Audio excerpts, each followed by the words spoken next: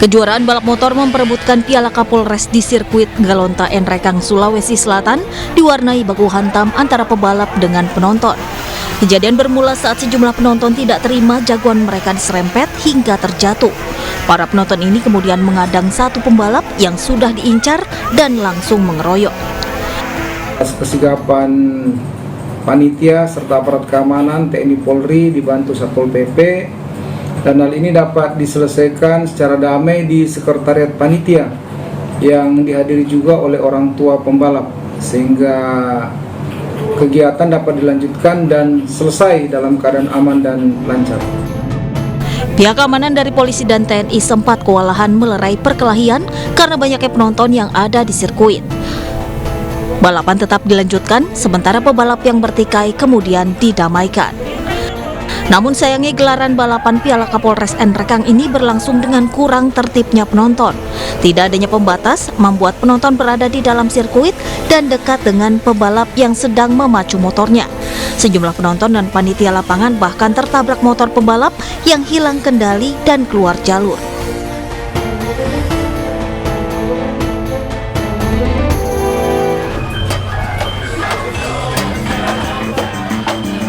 Ribuan pengemudi ojek online di Yogyakarta turun ke jalan. Mereka memadati ruas jalan mulai dari Stadion Kridosono, melintas di Jalan Malioboro menuju gedung DPRD Daerah Istimewa Yogyakarta. Para pengemudi yang tergabung dalam Forum Ojol Yogyakarta menyuarakan aspirasinya. Mereka berunjuk rasa di halaman gedung DPRD DIY, menuntut diturunkannya harga BBM. Mereka memprotes kenaikan tarif yang dinilai sangat rendah, tak sebanding dengan kenaikan harga BBM. Sekali lagi turunkan BBM. Kalau nonton BBM tidak bisa turun, beri kami subsidi. Sejumlah wakil rakyat mendukung aksi pengemudi ojek online dan akan menyampaikan aspirasi pengunjuk rasa ke pemerintah pusat. Usai berunjuk rasa, para pengemudi ojek online membubarkan diri dengan tertib.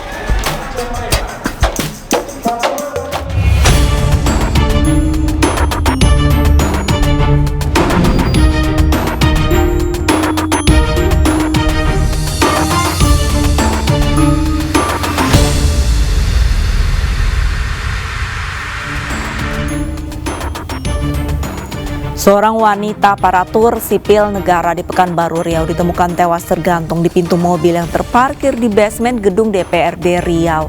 Diduga korban dibunuh karena terdapat bekas penganiayaan di lehernya. Pemirsa, selain kasus pembunuhan di Pekanbaru, selama 1 jam ke depan Realita juga akan menghadirkan berita-berita kriminal pilihan. Bersama saya Arlista Hadi.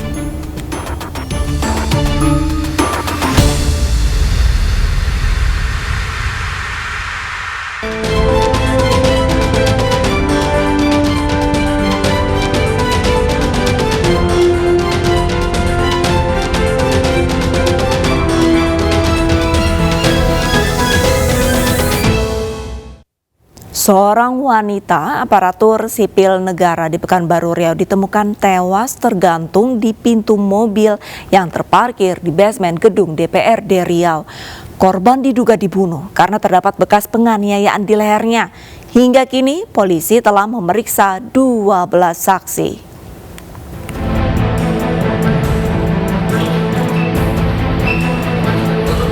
Seorang wanita ditemukan tidak bernyawa dalam mobil di parkiran basement DPRD Provinsi Riau di Kota Pekanbaru. Korban dalam posisi leher terjerat kain yang tergantung pada pegangan tangan di bangku tengah mobil minibus. Dari hasil identifikasi, korban diketahui bernama Fitria Yuli Sunarti, usia 40 tahun, aparatur sipil negara di Kantor Pusat Pelayanan Terpadu Pemberdayaan Perempuan dan Anak Provinsi Riau. Satreskrim Polresta Pekanbaru menyatakan, dari hasil pemeriksaan awal penyebab kematian korban adalah terdapat kekerasan benda tumpul di leher yang menekan jalan nafas. 12 saksi telah diperiksa termasuk keluarga dan rekan kerja, serta juga akan mendalami rekaman CCTV di sekitar lokasi. Ini penyelidik sudah melakukan pemeriksaan sebanyak 12 saksi. 12 saksi ini banyak daripada sumber daripada di TKP awal. Kemudian ada beberapa saksi seperti pihak keluarga dan pihak di luar daripada pihak kantor tentunya kita akan dalami. Dan saat ini juga menindaklanjuti perkembangan, kita merencanakan ada pemeriksaan sebanyak 5 saksi lagi. Kemudian langkah-langkah juga telah dilakukan untuk pengambilan CCTV di TKP dan olah TKP bersama tim identifikasi dari Satreskrim Polresta dan Polda Riau. Jasad korban awalnya ditemukan pertama kali oleh anggota Satpol PP yang bertugas jaga di gedung DPRD Riau pada siang hari saat gedung sepi karena hari libur akhir pekan. Jasad korban kini berada di Rumah Sakit Bayangkara Polda Riau untuk diotopsi. Polisi masih menunggu hasilnya guna mengetahui penyebab pasti kematian dan mengungkap apa yang terjadi sebelum pegawai P2TP2A Riau ini ditemukan tewas mengenaskan. Teka-teki jasad dimutilasi yang terbakar di semak alang-alang kawasan Pantai Marina Semarang belum terungkap seluruhnya. Meski bukti di lokasi menunjukkan adanya kecocokan korban yang merupakan ASN Pemkot Semarang yang dilaporkan hilang. Namun polisi masih menunggu hasil tes DNA korban yang dicocokkan dengan pihak keluarga.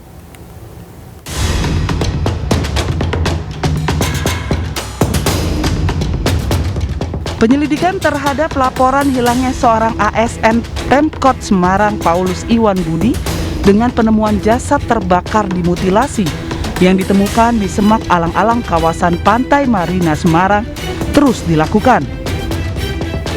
Polisi telah mengambil sampel DNA dari keluarga Iwan Budi Prasetyo untuk dicocokkan dengan jasad yang ditemukan. Selain uji sampel DNA, polisi juga memeriksa sejumlah saksi, baik saksi yang berada di lokasi tempat penemuan jasad, keluarga ASN, hingga rekan kerja di lingkungan Bapenda, Kota Semarang. Tak hanya itu, polisi juga memeriksa beberapa kamera pengawas di jalur menuju lokasi penemuan jasad. Polisi menduga jika korban terlebih dahulu dibunuh sebelum akhirnya dibakar untuk menghilangkan jejak. Saat ini kita juga masih menunggu hasil tes DNA. Apakah memang mayat yang ditemukan itu adalah saudara Iwan Budi atau bukan? Kita masih menunggu dari Bidokes, mungkin sekitar 2 minggu ya. Hasil DNA nanti akan kita sampaikan ke rekan-rekan. Untuk dugaan sementara apa? Ya? Untuk dugaan sementara peristiwanya apa? Sementara kita belum bisa menduga-duga ya. Saat ini kita masih melakukan pendalaman terhadap saksi-saksi. Nanti apabila memang sudah ada kesimpulan hasil dalam gelar perkara kita sampaikan ke rekan-rekan. Tapi yang pasti ini satu hal yang kita sampaikan bahwa yang bersangkutan diduga dibunuh dulu. Sebelumnya jasad terbakar dimutilasi ditemukan di semak-semak Pantai Marina beserta 1 sepeda motor. Dari bukti yang ditemukan di lokasi seperti plat nomor kendaraan dan papan nama di dada, jasad tersebut diduga adalah Iwan Budi Prasetyo, seorang ASN Pemkot Semarang yang dilaporkan hilang sejak 24 Agustus lalu. Iwan Budi menghilang sehari sebelum dirinya diperiksa sebagai saksi di Ditreskrim Sus Polda Jateng dalam kasus dugaan korupsi pengalihan aset. Sesosok jasad pemuda ditemukan mengambang di drainase Kali Pesanggerahan Kembangan, Jakarta Barat. Tidak ditemukan identitas korban yang menggunakan kaos hitam polos dan celana panjang warna hijau tua ini.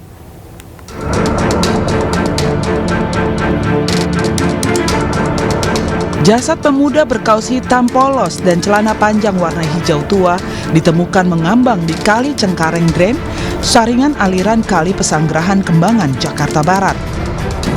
Korban yang diperkirakan berusia sekitar 45 tahun ini ditemukan tertelungkup di samping parit pengangkut sampah.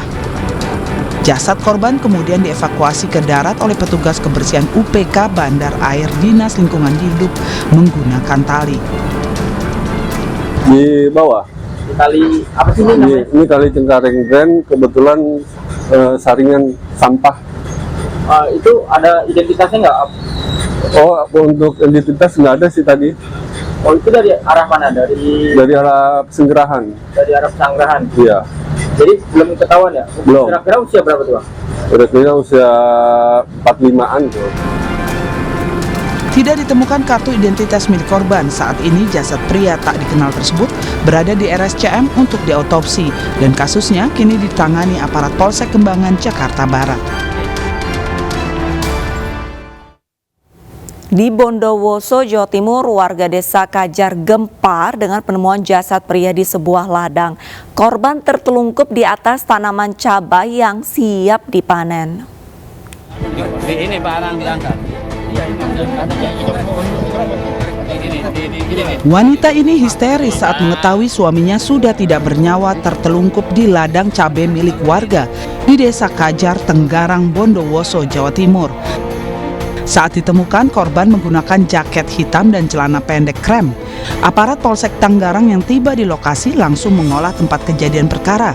Polisi menunggu hasil otopsi jasad korban untuk mengetahui penyebab pasti kematian dan meminta keterangan sejumlah saksi termasuk istri korban. Awalnya diduga bukan warga Kajar karena dari banyaknya orang yang melihat belum mengenali jenazah. Apalagi posisi terlungkup ya Pak ya? Dugaan sementara juga belum diketahui. Dugaan sementara sepertinya jatuh. Kalau dari bekas ada darah, luka bukan karena faktor kesengajaan, tapi mungkin benturan waktu saat ini. Oh, ada luka Pak? Di lutut. Jasad korban kini berada di kamar jenazah Rumah Sakit Kusnadi, Bondowoso untuk diotopsi sebelum diserahkan ke keluarga untuk dimakamkan. Cemburu mendapati percakapan mesra dengan wanita lain di ponsel, seorang istri di Kabupaten Bekasi, Jawa Barat menganiaya suaminya yang sedang tertidur menggunakan senjata tajam hingga terluka. Korban terbangun dan memberontak saat pelaku nyaris melukai alat vitalnya.